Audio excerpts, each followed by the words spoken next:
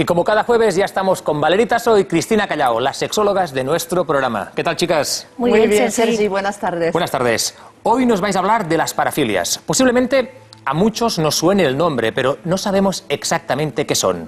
Así pues, hoy, ¿qué son las parafilias y por qué se llaman así? Estamos atentos. Hasta ahora.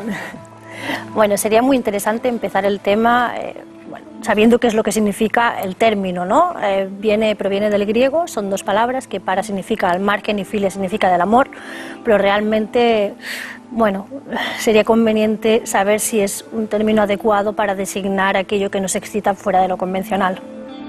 Sí, la parafilia es un término clínico, yo matizaría clínico aséptico, que se está utilizando en el manual de psiquiatría, en lo que llamamos el DSM, ahora el DSM V, Manual de Diagnóstico y Estadísticas. Es un término, digo, aséptico porque antes se hablaba de desviaciones sexuales o perversiones, y se empieza a hablar de desviaciones sexuales, perversiones, en 1886. Yo creo que es importante que la gente se sitúe un poco, con un psiquiatra que se llama Krafft-Ebing y que escribe un libro en el que empieza a hacer un catálogo de todas las perversiones sexuales. Y este catálogo se llamaba el Psychopathia Sexualis, ¿no? ¿Qué pasa? Que evidentemente pues ahora ha caído en desuso y como se ha quedado en manos de la clínica el tema de la sexualidad y han querido, digamos, pues utilizar un término más aséptico cuando en el fondo de aséptico no tiene nada, para mi gusto, digamos, entonces bueno, ahora se llaman parafilias. También se utilizó durante una temporada, sobre todo en Suecia, la palabra minorías eróticas. Tú bien apuntabas una cosa, es todo lo que se hace al margen del amor, que es lo que significa parafilia. Es decir, ¿qué es al margen del amor? Es decir, bueno, de lo que entendemos amor, es decir, una relación sexual, pues, entre comillas, convencional, ¿no? A mí no me gusta el término, ni siquiera el término que aparentemente intenta desculpabilizar, que sería solamente la palabra filia. Yo como sexóloga hablo de eróticas, porque creo que es un término realmente que está más desprendido de esta semántica del griego, porque el griego suena muy aclínico siempre, ¿no? Sí, cierto es, y aparte, bueno, como comentabas a nivel histórico, antes dentro de estas parafilias estaba la homosexualidad, cuando ahora, madre de Dios, si la gente que tiene esa orientación supiese que está ahí, bueno, sería como un escándalo, ¿no? Y bueno, sigue siendo realmente, porque a mi entender, la definición en todas las que se consideran parafilias, a mi entender, no se parecen para nada, no tendrían que estar las unas con las otras. Es decir, me explico, está el voyerismo y se mezcla con la pedofilia, que para mí no tiene nada que ver la una con la otra, porque no está relacionado con lo erótico, sino con más un problema a nivel mental. Pero la pedofilia no tiene, es que, perdona, el término pedofilia hay que, primero que no es una parafilia, es una atracción hacia los niños, pero no tiene nada que ver con la pederastia, ojo, ¿eh? Lo que pasa es que en los titulares de periódicos se dice, aquel pedófilo que abusó, el pedófilo no abusa, el pedófilo ama a los niños, el que abusa es el pederasta. Pero si ponemos la pederastia en las parafilias, yo lo siento mucho, un pederasta, ¿qué tiene de parafílico? El pederasta es un monstruo, es una persona que no anda bien de la cabeza. ¿Qué tiene que ver con el sexo? ¿Qué tiene que ver con el sexo? De todas formas, tú hablabas de voyeurismo. En el manual de psiquiatría, pues asocian incluso el ver pornografía como pues voyeurismo. Oye, todo el mundo hoy en día, ¿qué quieres que te diga? Somos todos un poco voyeurs, ¿no?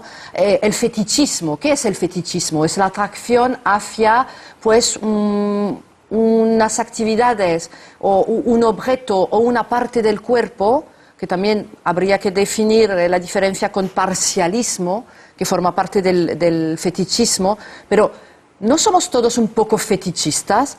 Fíjate, ¿cuál es el fetichismo más expandido en nuestra sociedad? ¿Cuál es? El dinero, pero nadie dice nada, porque estamos en una sociedad capitalista y entonces nadie dice nada. Es más, lo ve muy bien. Si ganas dinero eres una persona con éxito. Si no ganas dinero eres una persona que no hace ningún tipo de esfuerzos. No se critica el fetichismo de la mercancía, como decía Marx. Sin embargo, cuando hablamos de fetichismo en términos sexuales, entonces ya, es decir, la parafilia es para la clínica todo aquello que se sale del modelo coital, donde una persona puede obtener placer sin que haya una relación sexual, como se llama, entre comillas, completa con penetración. Exacto. ¿No? Me parece, por eso yo como sexóloga no puedo aceptar este término. Yo hablo de eróticas. Lo importante es, primero porque lo veo en consulta, muchos hombres, porque curiosamente son más hombres, ¿no? Fetichistas de pie, vienen diciendo me siento mal porque no tengo una sexualidad convencional. Digo, ¿te sientes mal? Pero ¿por qué? Dice, no, porque no lo puedo decir porque la gente me va a mirar mal. Digo, ¿pero tú lo disfrutas? Dice, sí, sí. Digo, bueno, ¿dónde está el problema si tú no te haces daño a ti mismo ni al otro?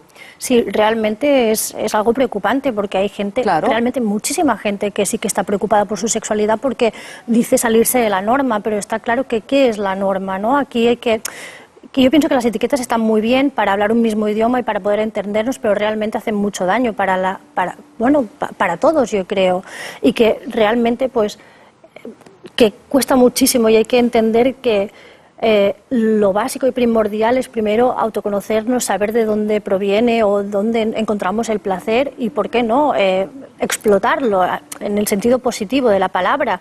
De decir, bueno, oye, me atrae cierta cosa. Si yo creo que el único requisito que hay antes de acudir a una persona especialista en la materia, como un psicólogo o un sexólogo en este sentido, es que la otra persona también esté de acuerdo en practicar pues lo que tú deseas en ese momento, ¿no? Que haya como, bueno, un consenso. Claro, bueno, es que además para mí el sexo es un valor, no es un problema. A partir del momento cuando aparecen pues unas eróticas que le llama la clínica parafilias y aparece dentro de un manual de diagnóstico y estadísticas de psiquiatría, entonces estamos patologizando el sexo. Sí. Para mí el sexo es consenso, es, pues, como te diría, respeto hacia el otro, respeto hacia uno mismo, como decía Chamfort, es que no hacerte daño a ti mismo ni a los demás, aquí está toda la moral. Entonces, exacto, a partir del momento cuando aparece este término supuestamente más aséptico que de aséptico, lo siento mucho, no tiene nada. No tiene nada. Lo que pasa es que hemos pasado del pecado, la desviación, la perversión y ahora la parafilia, pero al fin y al cabo hemos sustituido la sotana por la bata blanca. Y curiosamente es que siempre estamos, bueno, se habla de masoquismo, se habla de sadismo. Perdona, el sadismo, pues realmente el sadismo que tiene que ver con el sexo. El sádico es una persona, es un psicópata, porque le encanta hacer daño. Cuando hablamos de sexualidad y de practicar el BDSM, es decir, esta erótica para mí, sadomasoquista, hay un consenso y hay un lema que es sano, seguro, consensuado. Es decir, ¿qué tendrá que ver el sádico con el sadiano? Porque claro, sádico viene de sade. Pero ¿qué tendrá que ver el sádico, que es una persona que no tiene empatía por nadie, es más, goza con el sufrimiento de los demás, con el sadiano, que está en un juego de rol?